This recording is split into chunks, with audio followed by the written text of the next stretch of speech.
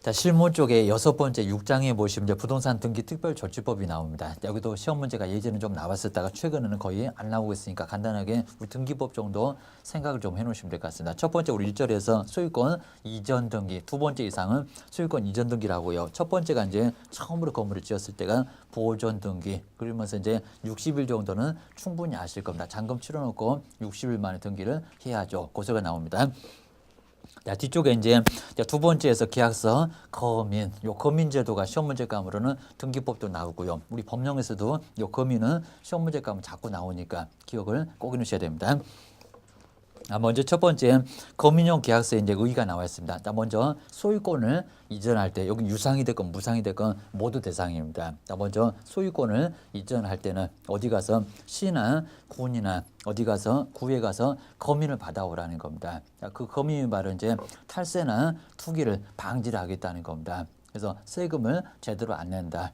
그리고 투기를 한다. 그걸 방지하기 위해서 계약서에다가 거민을 받아오시라는 겁니다. 그래야 나중에 등기를 신청할 수 있지. 없으면 안 돼요. 보셔야 됩니다.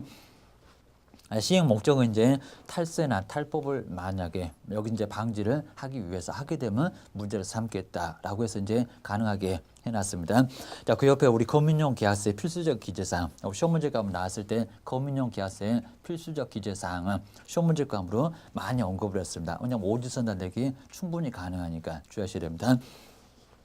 우리 거래계약서하고 거의 유사한 게 첫 번째 당사자 그랬습니다. 그 당사자가 매도인, 매수인의 인적사항하고 거의 유사할 겁니다. 매도 매수인의 주소나 성명이나 전화번호까지도 정확하게 써야 될 거고요. 그래서 첫 번째 당에다가 동그라미 넣으시고 두 번째가 이제 목적 부동산. 이 목적 부동산 토지나 건물의 소재지, 면적, 건물의 구조나 용도 같은 것들 이게 이제 중개사물에 표시하고도 유사할 겁니다. 두 번째는 목적 부동산 좀 막연하게 표현하고 있습니다.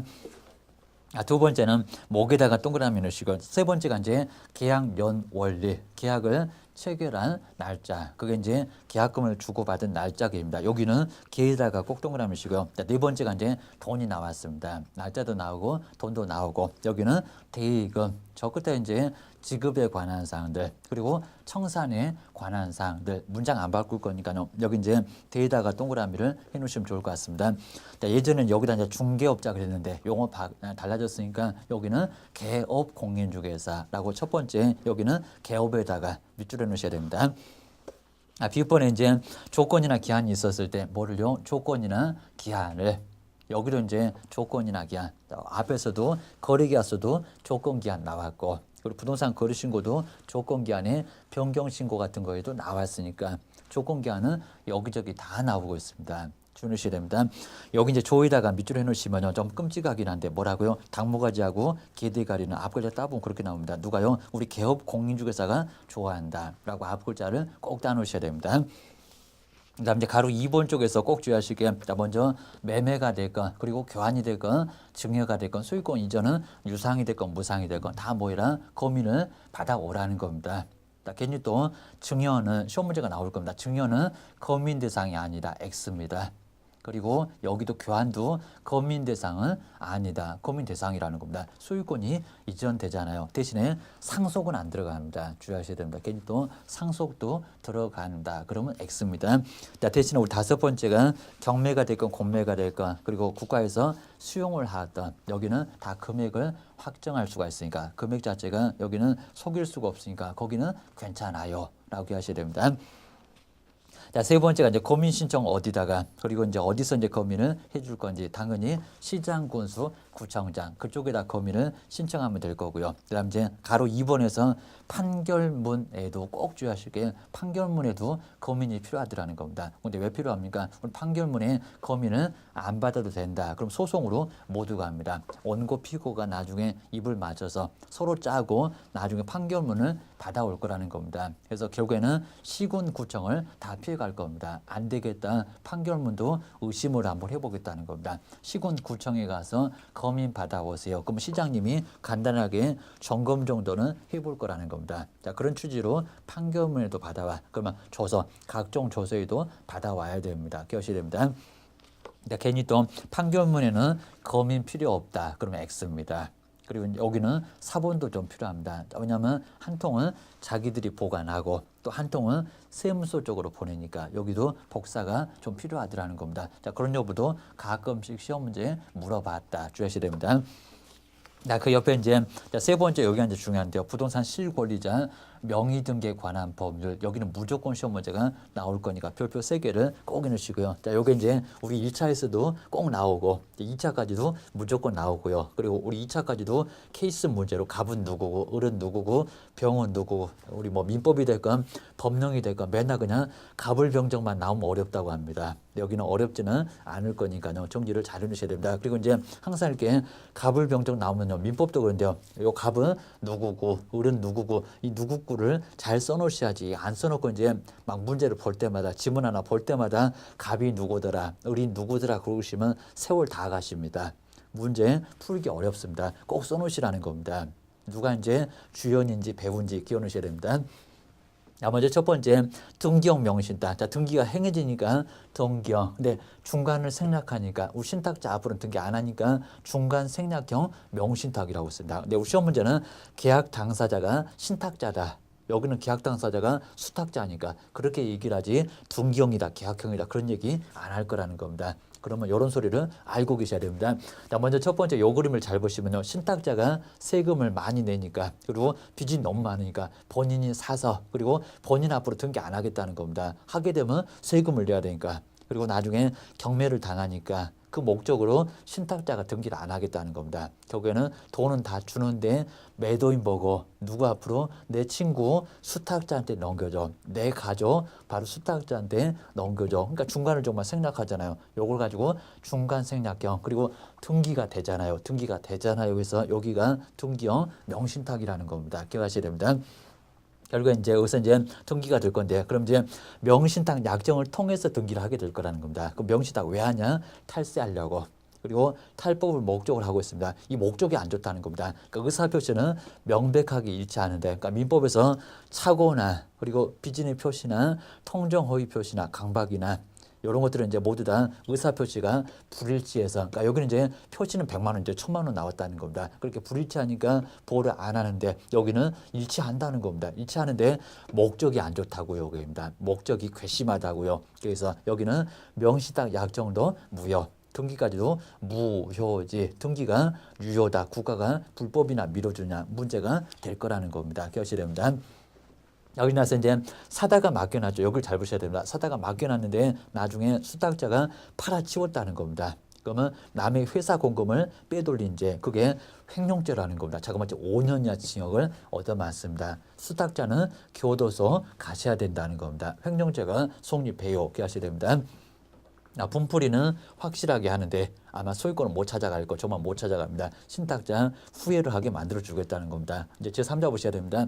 여기서 이제 명신탁 약정을 했던 분, 요분들은 괘씸죄에 다 걸렸으니까 효력을 안 주는데 우리 제3자만큼은 벗어나면 엄청나게 눈물나게 보호를 해준다는 겁니다. 모두요. 아기도, 민법에서는 이해가 안 될 겁니다. 아기까지도 유효가 된다는 겁니다. 자, 주의하십시오. 나중에 제3자가 명신탁을 알았을 때는 무효다 그럴 겁니다. 알아도 유효가 된다는 겁니다. 단지 적극 가담만 무효입니다. 이런 과정을 꼭 주의하시라는 겁니다. 그리고 이제 제3자한테 안 넘겼으면 빨랑 찾아오라는 겁니다. 과징금도 때리지 않습니까? 찾아오지 않게 되면 과징금 얻어맞아요. 이행강제금을 얻어맞을 건데 그럼 어떻게 찾아올 거냐고. 우리 신탁자가 매도인 자리에 앉아서 등기가 무효니까 매도인 자리에 앉아서 등기 무효를 주장하라는 겁니다. 그럼 소유권 다시 넘어오겠죠. 그럼 다시 을은 자기 자리에 앉아서, 매매는 유효니까 자기 자리에 앉아서 소유권을 가지고 오라는 겁니다. 안 가지고 30% 교도소도 보내고 이행강제금 계속 때리고 누가 이기나 보자. 그 소리입니다. 그 다음에 이 두 번째, 여기가 이제 우리 시험 문제 가면 자꾸 나오니까요. 계약형. 둘이 도대체 얼마나 친하면 그 친하다는 게 위임이라는 겁니다. 친해서 돈을 줬겠죠. 입니다. 그러니까 여기는 사오시는 분이 꼭 주의하시라는 겁니다. 사오시는 분이 신탁자가 아니라는 겁니다. 신탁자는 등기형이었었고 여기입니다. 여기는 돈을 줬다고 여기입니다. 돈 주고 네가 사라. 고소리였습니다. 매수인 쪽에서 사오신 분이 여기는 수탁자라는 겁니다. 그러니까 여기는 횡령죄가 성립할까요? 안 할까요? 그리고 찾아올 때는 어떻게 찾아올까요? 기억하셔야 됩니다. 여기 이제 돈을 주고 이제 사왔는데, 그래서 이제 우리 배경에는 매매는 안 나타나는데 그 배경에는 명시당 약정을 했을 거라는 겁니다. 그 목적은 또 여기도 탈세 탈법이고, 그래서 약정 무효, 효력 안 줍니다. 채권행위 무효입니다. 자, 대신에 여기는 등기는 뭐가 된다고? 등기는 유효가 된다는 겁니다. 유효. 왜냐하면 매도인 쪽에서 선이고, 그리고 거래 안전을 생각하게 되면 넘어가야지. 자, 이미 돈 다 받았는데, 5억을 받았는데 돌려줘. 그리고 물건 받아. 그러면 쓰러지는 일이 발생한다는 겁니다. 거래 안전 생각해서 등기를 넘겨주는 게 매도인도 좋고 다 좋고 해서 여기는 등기가 유효가 된다는 겁니다. 아까 무효라고 했습니다. 여기는 등기가 유효가 돼요. 기하셔야 됩니다. 그 다음 이제 여기서 이제 팔아치우면 횡령죄가 성립한다고 안 한다고요. 돈을 받아서 직접 샀으니까 회사 공고를 빼돌리는 횡령죄는 아니라는 겁니다. 직접 샀는데 여기입니다. 아까는 사다가 맡겨놨으니까 보관을 해야 되는데 여기는 보관을 안 해도 괜찮다는 겁니다. 꼭 주의하셔야 됩니다. 이런 부분은 아주 중요해요. 여기도 마찬가지입니다. 제3자는 선의가 됐건 악의가 됐건 뭐라고요? 다 유효고, 대신에 적극하는 만큼 103조 위반이니까요. 선량한 풍속이나 기타 사회질서 위반한 거니까 맨날 술만 먹여서 추징에 가져온 거니까 엮인만큼은 괘씸죄 제3자 여기는 무효라는 겁니다. 어떤 경우도 항상 소유권을 취득한다. X 기하셔야 됩니다. 그 정도는 시고 이제 우리 형벌까지도 꼭 시험 문제를 했는데요. 명의를 맡기신 분은 자그마치 5년 이하의 징역에 2억 원 이하의 벌금을 가할 수가 있다는 겁니다. 저 중간 생략형도 똑같고요. 또 마찬가지입니다. 괜히 명의 받아줬다가 자그마치 얼마라고요? 3년 이하 징역을 1,000만 원이 아닙니다. 1억 원 이하의 벌금을 가할 수가 있다는 겁니다. 우리 시험 문제가 5년에 3억으로 시험 문제를 내본 적이 있고요. 그럼 또 그렇게 될 겁니다. 5년에 1억 아니라는 겁니다. 5년에 2억입니다. 거기 여기도 마찬가지입니다. 괜히 또 3억에다가 3년에다가 2억 그러면 X입니다. 3년에 1억입니다. 그리고 방조자는 1년에 3천만 원 이하의 그리고 이제 벌금을 받을 수가 있다는 겁니다. 여기도 마찬가지입니다. 교사자 참 좋은 방법이 있습니다. 매도 매수인한테 그 방법을 알려주면 교사자 똑같은 제재 받으라는 겁니다.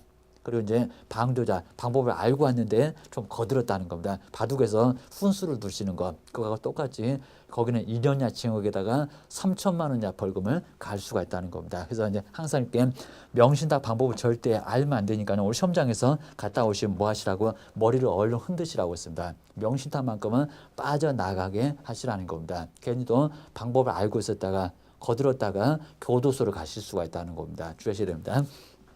자, 그 정도로 문제가 되니까요. 우리 교도소 안 보낸다고 이제 시험 문제를 꼭 내고 있구나 생각을 해놓으시면 아주 좋을 것 같습니다. 여기까지 점검을 해놓으시면 되니까요. 꼼꼼하게 점검을 해놓으시면 될 것 같습니다. 고생 많으셨습니다.